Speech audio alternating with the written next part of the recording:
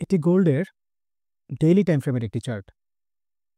Chart বিশ্লেষণ করার মাধ্যমে প্রথমে আমরা মার্কেটের সামগ্রিক ট্রেন্ড সম্পর্কে জানার চেষ্টা করব। এখানে গ্রাফিক্যাল ইন্টারফেসের মাধ্যমে আমরা চার্টের হাই এবং লো পয়েন্টগুলোকে চিহ্নিত করার চেষ্টা করছি। খেয়াল করে দেখুন, এই অংশে প্রাইস ক্রমশ হায়ার হাই এবং হায়ার লো ফরমেশন তৈরি করে উপরের দিকে উঠে এসেছিল, যা মূলত শক্তিশালী বুল্লিশ মুভমেন্টের নির্দেশনা প্রদান করে।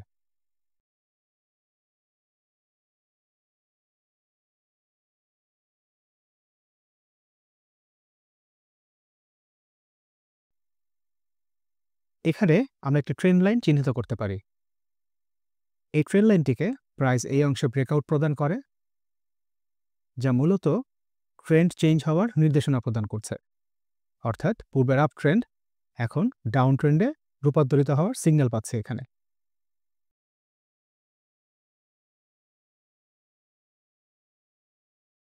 ট্রেন্ড লাইন ব্রেকআউট করার পর প্রাইস বেশ কিছুটা শক্তি নিয়ে নিচের দিকে নেমে আসে।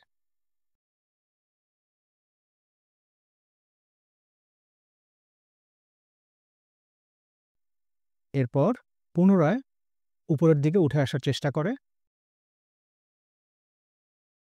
এবং আগের ব্রেকআউট লেভেলের কাছে এসে একটি রেজিস্ট্যান্স লেভেল তৈরি করে। ভালো করে খেয়াল করে দেখুন, এই রেজিস্ট্যান্স লেভেলটি একই সাথে প্রাইসের সাপোর্ট এবং রেজিস্ট্যান্স হিসাবে কাজ করছে, যেখানে প্রাইসের একাধিক টাচ পয়েন্টের অবস্থান করছে। এই টাচ পয়েন্টগুলো নির্দেশনা প্রদান করে বিদ্যমান এই রেজিস্ট্যান্স লেভেলটি গুরুত্বপূর্ণ এবং শক্তিশালী, যা মূলত আপ ট্রেন্ডের জন্য একটি বাধা কিংবা ব্যারিয়ার হিসাবে কাজ করছে।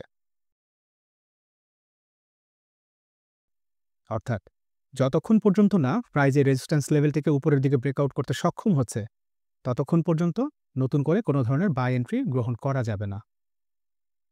চাইলে সেল এন্ট্রি গ্রহণ করতে পারেন, তবে সেক্ষেত্রে অবশ্যই, আবার বলছি, অবশ্যই সতর্কতার সাথে স্টপ লস ব্যবহার করতে হবে।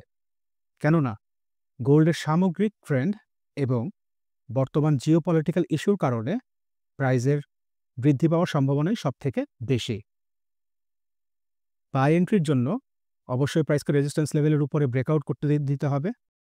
এছাড়াও প্রতিদিনের টেকনিক্যাল আপডেট এবং মার্কেট অ্যানালাইসিস পেতে যুক্ত হয়ে নিতে পারেন আমাদের টেলিগ্রাম চ্যানেলে।